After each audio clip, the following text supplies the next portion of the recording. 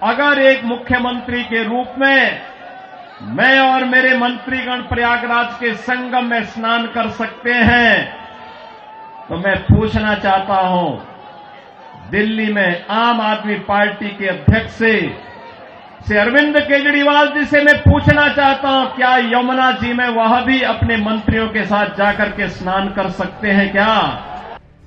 जिस बात की कयास पिछले कई दिनों से लगाई जा रही थी, वो बात सच साबित हुई दिखी है। निशाने पर आम आदमी पार्टी सरकार के अधूरे वादे और इरादे, केजरीवाल को यमुना में डुबकी लगाने का चैलेंज। दिल्ली विधानसभा चुनावों में मुख्यमंत्री योगी आदित्यनाथ की एंट्री कुछ इस धमाकेदार अंदाज में हुई है। मुख्यमंत्री योगी आदित्यनाथ ने दिल्ली चुनाव में अपना हथियार दिल्ली सरकार के कार्यकाल को बनाया और जबरदस्त हमला बोला। पेयजल का भीषण संकट आने वाला है।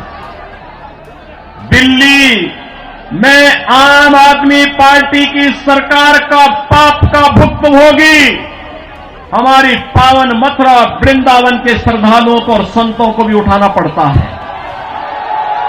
वहां मां गंगा एक गंदे नाले में बदल करके जाती है।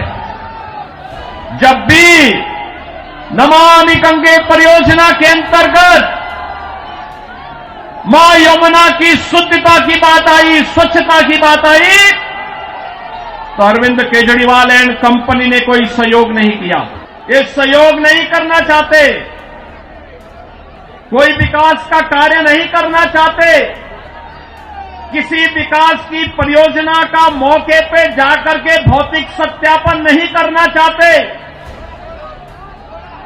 जनता को बुनियादी सुविधा मिले, उसका अधिकार प्राप्त हो, ये वे काम नहीं करना चाहते। इनका तो एक ही कार्य है, प्रातः काल होते ही सोशल मीडिया पर झूठे ट्वीट करना। जितना समय झूठ बोलने की एटीएम के रूप में आम आदमी पार्टी और उनके नेता समय बर्बाद करते हैं, ये झूठ का एटीएम बनने की बजाय अगर उन्होंने जनता की जन सुविधा और विकास के बारे में सोचा होता तो 10 वर्ष में दिल्ली की कायाकल्प हो गई होती।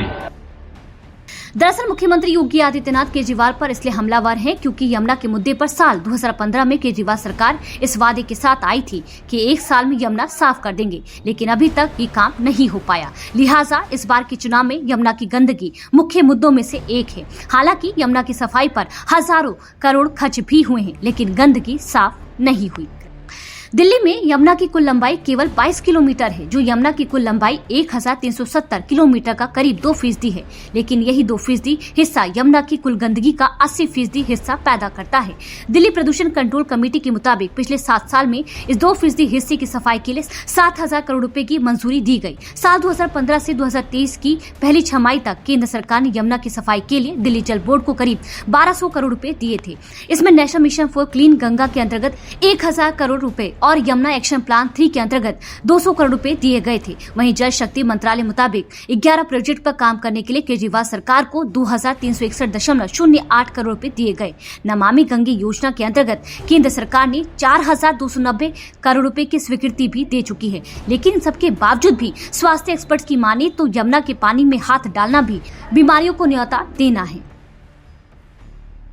सिर्फ यमुना की सफाई इकलौता मुद्दा नहीं है जिस पर केजरीवाल घिरे हुए हैं, ऐसे कई और मुद्दे हैं जिस पर केजरीवाल घिरे हुए हैं। ऐसा ही एक पूर्वांचली वोटर्स का भी है जो खूब छाया हुआ है। आम आदमी पार्टी इसको लेकर विवादों में भी रही है। दिल्ली में कई विधानसभा सीटों पर पूर्वांचली मतदाताओं का सीधा दबदबा है। अब मुख्यमंत्री योगी आदित्यनाथ की एंट्री दिल्ली चुनाव में हो गई है, तो माना जा रहा है कि सीएम योगी की रैलियां उन पूर्वांचली वोटर्स का मन बदलने में अहम साबित हो सकती। दिल्ली चुनाव में इस बार करीब 1 करोड़ 55 लाख से ज्यादा वोटर्स हैं, जिसमें 40 से 45 लाख वोटर्स केवल पूर्वांचली हैं। कुल वोटर्स में देखें तो करीबन 27 से 30% संख्या पूर्वांचल के लोगों की है। इनका सीधा प्रभाव 70 से 29 सीटों पर है और इन 29 में से साल 2020 में 24 सीटें केजरीवाल की आम आदमी पार्टी ने जीती थी। अब अगर मुख्यमंत्री योगी आदित्यनाथ का जादू इस बार चला तो ये नतीजे पलट भी सकते हैं। माना जा रहा है कि इन्हीं पूर्वांचली और हिंदू वोटर्स को साधने के लिए केजरीवाल ने पुजारियों और ग्रंथियों के लिए हर महीने सैलरी देने का वादा किया है। लिहाजा मुख्यमंत्री योगी आदित्यनाथ की निशाने पर केजरीवाल का ये ऐलान भी आया और अतीत भी। और मौलवी को यहाँ पर पहले से ही ये लोग वेतन देते थे, आज दिल्ली की आर्थिक स्थिति इतनी बदहाल कर चुके हैं कि उनको भी कई महीनों का नहीं मिला, और जब वहां से हो हल्ला शुरू हुआ तो इन्होंने उसको डाइल्यूट करने के लिए कहा कि हम पुजारियों को भी देंगे। बहनों और भाइयों, मैं पूछना चाहता हूं अरविंद केजरीवाल जी से और उनकी पूरी टीम से, क्या किसी मंदिर के सुंदरीकरण की कार्य योजना को उन्होंने कभी आगे बढ़ाया? मॉडल देखना हो तो आइए काशी में काशी विश्वनाथ धाम को देखिए। मॉडल देखना हो अयोध्या में श्री राम जन्मभूमि पर भगवान राम के भव्य मंदिर के मॉडल को देखो। मॉडल देखना हो तो प्रयागराज में आइए। प्रयागराज में महाकुंभ के आयोजन स्थल को देखो। आस्था का सम्मान ऐसे होता है। यहां पर इनके पार्षद और इनके पदाधिकारियों ने मिलकर के 2020 में किस निर्ममता के साथ दंगा करवाने का काम किया था, कैसे शाहीन बाग में इन्होंने अराजकता और गुंडागर्दी करने का काम किया था। बहनों और भाइयों, मैं तो केवल आपसे एक बात कहना चाहूंगा, आज भारतीय जनता पार्टी की डबल इंजन की सरकारें जिन राज्यों में हैं, उन राज्यों में आप देखिए, वहां आपको स्वच्छ वातावरण मिलेगा। मुख्यमंत्री योगी आदित्यनाथ की दिल्ली चुनाव में ये पहली रैली थी और पहली ही रैली में सीएम योगी ने जिस तरह से केजरीवाल पर हमला बोला है, ये इशारा साफ है कि उनकी बची हुई रैलियां दिल्ली चुनाव में केजरीवाल के लिए बड़ी चिंता बन सकती है। मुख्यमंत्री योगी आदित्यनाथ की ऐसी 13 और रैलियां दिल्ली चुनाव में प्रस्तावित हैं।